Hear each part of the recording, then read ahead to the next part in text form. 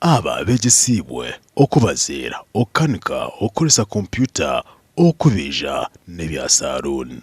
No, listen, it is Excellency, the President, the other day was provoking us, especially us who did the Bachelor of Arts in Arts. Hapo byo mikono nibyo birahaba na hate sente hapo emirimo ya government neyabe bitongore n'imici bwene twine kwagira process nkezi twebi binyambereho omukurunda nakasente akinkwiza kwenkufunamo school fees na nesente zo kwizuza then ekindi cya kandi ninyegesa abantu abarukwiza bakwenda kufuna knowledge iyo gukora ki iyo kubikuza na okuba kubihinga na nemigasho ebirumu. Aba okutendekwa bakwatwirweho aba Window International.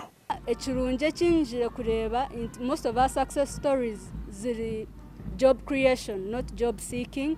So nkibayamba bayega kukolesa mukono yabo bagenda bekoreramu emirimo yabo. Nico kimwe eki core value ya Window erikwenda ngo omuntu yayize yaryo mwihanga yeye twamu traininga yafuna education then yagenda yakole ikintu cyukubasa kumubisaho.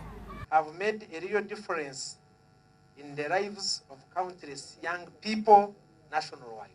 Our TV West, Disenyomo Gideon.